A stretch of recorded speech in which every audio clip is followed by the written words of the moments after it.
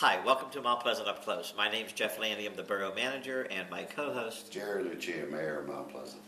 Hey Jerry, a couple of things that when you think about Mount Pleasant, as we've always talked about, is the big business district, the thriving business district we have, compared to a lot of other communities in the area. Yeah, surprisingly, you could drive down through Mount Pleasant right now this morning, and there's one or two buildings that are for rent right now. I believe maybe three at the most. So, there's not too many municipalities that can say that right now.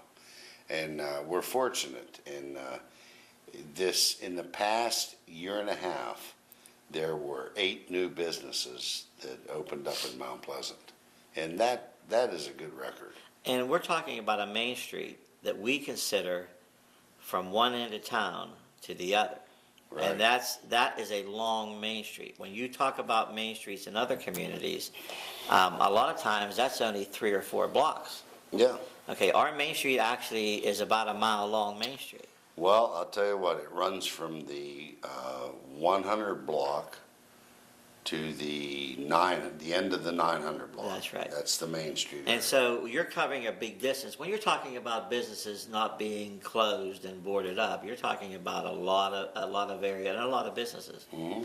But the one thing about Mount Pleasant, we've always had strong associations between the BDA, who has done a good job of looking at our downtown, especially the area between Kogo's and probably the Doughboy. A lot of people consider the downtown. But we've also always had a strong chamber. And we have talked about that many times, that you need those groups to help. The Borough Council, I think, takes the leadership in town a lot, the wanting to make sure we see things as the overall. But then the associations look at their individual niches.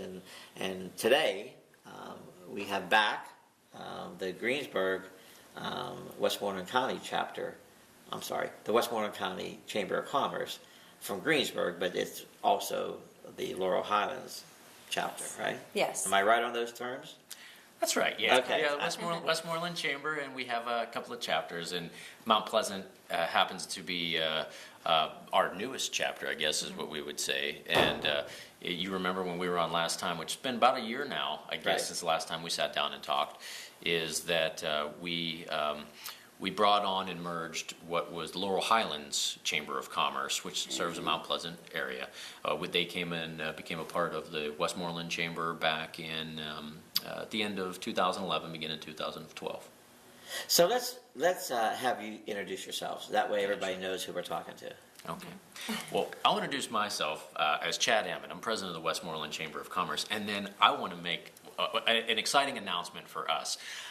Debbie Solopak is the chapter manager of the Laurel Highlands Chamber of Commerce, part of the Westmoreland Chamber, and she's been with us. We brought her on board now 2 months ago. 2 months ago. Yeah. That's So right. that is new. Yes, very new, very new.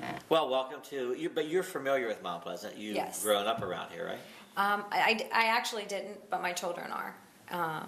We've lived in the area for about 11 years. Okay. So raising a family here and staying here is important to me. And that's good that you have the director, someone who's familiar with our town. I think that's important because, you know as much about Mount Pleasant recently as anybody because you live here. Right. And I think that makes you sort of tied into us a little bit more Right. than maybe somebody else. Right. Like someone who grew up in Derry. How many branches of the chamber are there? Well, we have service areas, Mount Pleasant area, Murraysville area. Obviously, our office started back in 1907 in the Greensburg area, so we have grown over the last 100 years, and so we have little pockets throughout the county. Mount Pleasant being the newest one, but the central part of the county, the Murraysville, Delmont area. We work very closely with some of the other organizations out towards North Huntington, Irwin, and even the Latrobe area. So we've got a large footprint. There's a lot of ground to cover in Mount Pleasant. And you talk about not necessarily being from Mount Pleasant. I have to say, Jeff and Jerry, I'll pay you a compliment. Part of the perks of the job that I have is that I get to see an awful lot of Westmoreland County. And even as a kid, you've been to Mount Pleasant a couple of times, but I never really appreciated until I started spending a lot more time here. When you come over 31, you hit the crest of that hill, and you see the view that Mount Pleasant has. It's unbelievable. It really is unbelievable. And we recognize that because we put up a sign, and actually it's attached to the KOGO sign, and it's called a photo spot. Mountains and Memories. And so we sort of try to let people know that is something that's special when you crest that hill. And we talk about it all the time. We have lots of parades in town. We probably have 6, 7 parades. Okay, we parade for everything. But when you're standing down at Main Street and you're waiting for the parade and you hear the parade, and then all of a sudden it comes over top of that crest and down. It is pretty good. Yeah, it's pretty really good to see that. It really is. So we recognize that too. Another part, when you come from the mountain, from the east, and when you start down the 3 Mile Hill, you can see all of Mount Pleasant, Yeah. the outline of the town, And at nighttime it's beautiful. It's all lit up, because it's like that little pocket of lights. Yeah, right. And so it's another good area. We talked about that too. We should probably go up there and take a picture. Well, I'll tell you what, from the Chamber's perspective, and this is one of the things that Debbie is working very hard to do, is that we think from the Chamber's perspective that while we have pockets through the county that are just incredible places to live or to do business, one of the things that we enjoy the most is being able to, I guess, cross-pollinate, if you want to call it that. There are people that live in Greensburg or work in Mount Pleasant or that have never been to the other community. And so we think it's very important. And so when we do an event here, and we've done several chamber events in Mount Pleasant just in the last, 3 or 4 months, when we have a group of business owners from Murraysville, or we have a group of business owners from Greensburg or Derry or wherever the case might be, that get a chance to come to Mount Pleasant to interact at a chamber event, their eyes are open. They say, wow, this is only 5 or 10, 15 miles from where I live, but I haven't been here before, and I get to see that view coming over 31, or I get to see the Doughboy that maybe I only see once or twice a year, and it reminds them of what a great place it is to live and work in Westmoreland County. Yeah, what we have to do is we have 119, which is heavily traveled, but we have no real billboards out in that area saying, welcome to Mount Pleasant, or come on in, and have the billboards explaining what is here, like the Lennox Crystal and Brown's Candy, and different businesses, different restaurants. But that's something we have to work on here in the very near future, because a lot of people, when you're traveling, don't you always look for a small town that you can get off, maybe sit down, have a sit-down dinner before you continue traveling? We want to do that. Yeah, and towns, when you reach certain areas, they have the growth of the box stores, the big box stores, and you get the fast food places. And when you come to a town, we don't have those inside the borough. We have more of the family restaurants and the restaurants that have the bars that serve the good pizza. And I mean, we still have that in Mount Pleasant. And I think he's right. A lot of people remember that when they were growing up, and they look for that when they're traveling, because you can always see a McDonald's sign somewhere down the road, Right. So we need to do a better job of that. But Yeah. And it's a gateway to other great places like, Ohio Powell and Seven Springs. Seven Springs, Hidden Valley. Valley. So, it's a great place to, all the wineries around here oh, definitely. we're centered around them. Yeah. We're the only community that I know of that when you leave Mount Pleasant, there's no stoplight, red lights from here to Pittsburgh. Yeah, that's So, true. Huh? the travel time to a lot of these places is quick. Even though the distance may be so many miles, it doesn't take that long if you don't have to run into the Pittsburgh traffic. But Yeah, you're right. you're not stopping at lights all the time. Right. Right. Hey, let's rewind and go back a little bit and talk about the chamber, the philosophy of a chamber, and what a chamber does. And then that will lead us into what we talked about last time as far as why the idea of having the Mount Pleasant chapter, the Laurel Highlands chapter, the the Laurel Highlands chapter be part of the Yeah. chamber. in Well, I mean, I West guess you start at the very beginning, right? And you say, what is the mission of the chamber? Our mission is very straightforward. It's empowering people, connecting communities, and building businesses.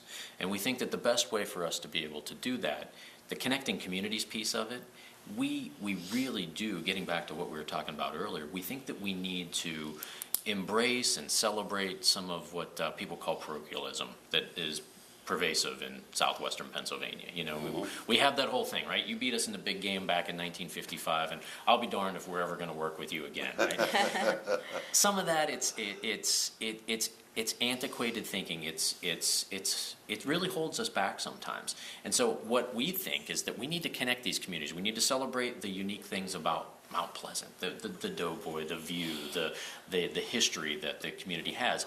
But at the same time, we need to find ways to work with Greensburg and Derry and Latrobe and Southwest Greensburg and, you know, all throughout the entire region and the entire county. So that connecting communities piece of it is very important to us. And I think that as an organization of 1,000+ businesses in Westmoreland County, the chamber is well positioned to be able to try to embrace the great things about the Mount Pleasant business community, which, you know, Debbie is becoming very involved in and understanding those businesses and connecting to them, and then bringing them to other parts of the county so that we can have those business owners interact and communicate and build relationships, because it kind of gets us to that whole the rising tide lifts all boats mentality. Say we want Mount Pleasant to thrive, and one of the ways to make Mount Pleasant thrive is to allow those businesses the opportunity to expand their markets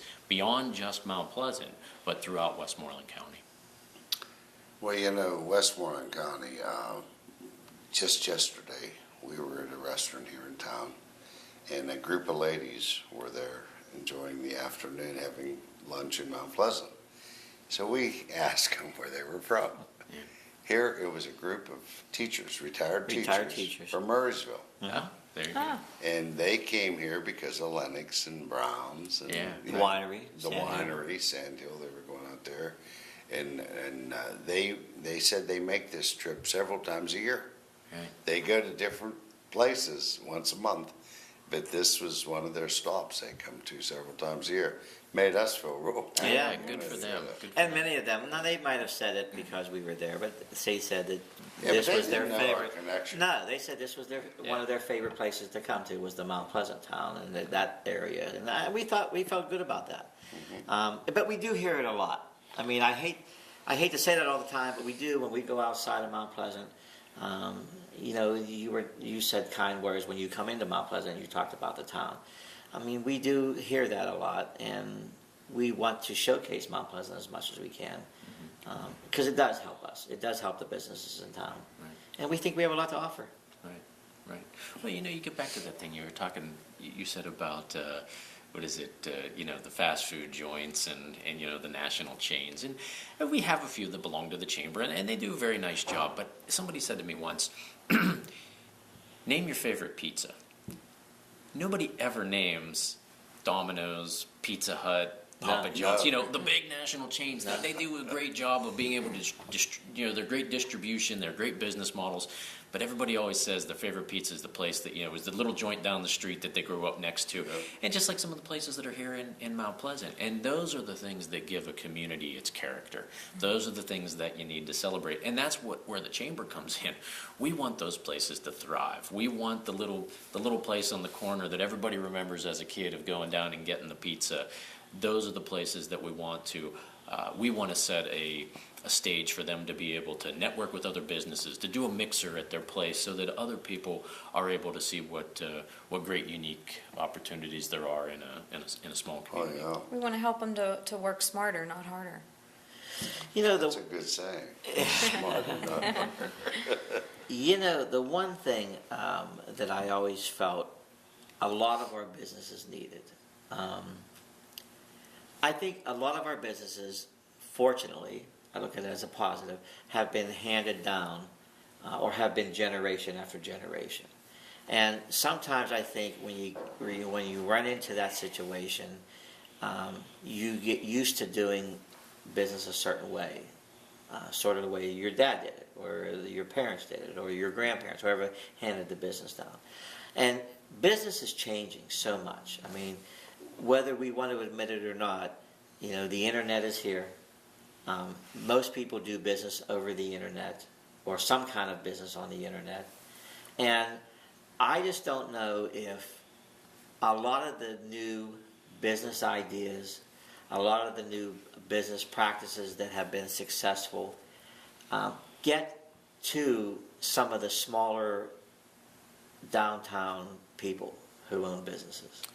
And it would be nice to have a chance to bring in and educate or allow the businesses in town a chance to have an hour seminar to learn, whether it's marketing, whether it's internet business, whether it's just the fact that, the nature of today, the husband and wife work, they get home at 5. The business that you used to do between 10 and 5 is going to be less, but the business now you need to do between 5 and 8 at night is sort of the big part of the day now for your business. And sometimes I think if you sat down and you talk to somebody, they'd say, "Oh, I guess you're right," but unless you hear it, people don't think about it. Yeah, I mean, I guess a lot of those families, I know it probably would be that way in our house. We wish it was 5 o'clock we were able to get home and interact with the kids sometimes. But I think to your point, Jeff, that business is changing. You're absolutely right. There are more, maybe markets are more congested than they've ever been, but something remains true. And this is really one of the fundamentals of the Chamber, that building businesses piece. People want to do business with people that they know and that they trust. And it still is difficult to develop that knowledge of a person, that trust of a person through a social network or through an email relationship or an online relationship. Those things may help to facilitate the movement of goods or help you to understand your options. But when push comes to shove, people want to do business with people that they know and they trust. And that's really where our organization comes into play, is it allows Jerry to interact with the other business owner down the street, and that business owner to interact with the accountant, and the accountant to interact with the attorney, and for them to develop relationships of trust with one another. And I think that ultimately that's one of the things that helps to build a strong business community. That's a very good point. We were talking just the other day about, we had several clothing stores in town that were family owned, okay, and I'm going back into the 60s, okay, and you would go there, your mother would tell you, now, you go up to Simon's and you get what you want, and they'll put it on a tab, and you'd go in and you'd get a pair of pants and a shirt and a sweater, and they'd write it up on the tab, and they didn't have to they give you a sales slip, of course, but they didn't have to worry, because on payday, and this was taught from the old miners and the old steel workers, on payday, when you had a tab at the store, you went and cleared it. And that's the way they built their businesses up.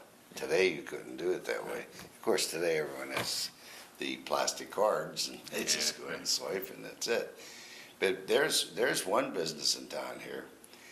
He'll actually tell you, if you pay cash, I can save you money. Yeah. He discounts what he would have to pay to use the credit card. Credit card. Okay? So it may be 3% or 4%, but he actually passes that savings on to you. Right. Well, in your example right there, I mean, that's that you need that personal relationship with whoever you're buying from, and it it's so overused. The whole buy local thing is it almost becomes cliche at a certain point, but there's true value to that. Real value to buying local, to purchasing off of your friends and neighbors, the people that are employing your friends and neighbors, because ultimately if you can keep those dollars in your community or close to your community, it ultimately comes back to make for a stronger It makes a stronger community. That's right. And the theory of customer service, I think that's sort of the buzzword now that everybody's starting to go to that. Know your customer, be friendly to your customer, understand your customer, and be part of that whole customer service thing. I know when people talk about going into a business and before they actually tell the business owner maybe what they want. The business owner knows ahead of time. Oh, Jeff's coming in there and he likes this certain kind of ham, and I know he's coming in, and I'll have it ready for him when he gets here. You know, and you always appreciate that type of personal, friendly customer service, and I think you get that more in your towns than you do at the big box chains. You know, a good example of that customer service, Kreisinger's Market. That's That's perfect what came to example. my mind Did also, it? yes. Yeah, everyone knows Reed's, knows his butchers, knows the clerks. And he knows everybody. And he you know. knows everybody, and it's a small market that is very valuable to Mount Pleasant. Yeah. you know, Because especially the older people that go in and they want special meats cut certain ways and that. And we've have developed, because of Reach and how he ran Kreisinger's, you take Joe's Pools. Joe's Pools has a specialty item, but he knows when somebody walks in, because I've been in his place, and he'll say, I'll get it for you, before the guy even said what he wanted, and he comes out with a bucket of chemical or something else, because he knows what that person gets every year. And so Joe's not, has never had the business as long as Reach, but he now has developed that kind of a philosophy. I just wish more businesses would understand, I guess, and know that that's the trend, that's what people are looking for, that's successful businesses do. Yeah. And I think that would help just educate. I mean, I'm a big person on education, and I don't think you can ever learn enough, and also, I don't think you can ever be reminded enough. That's right. I mean, there's things I think about and I read and I say, yeah, we used to do it that way, and you know, I forgot. You know, you forget, or you start doing things another way, and the basics are still what work.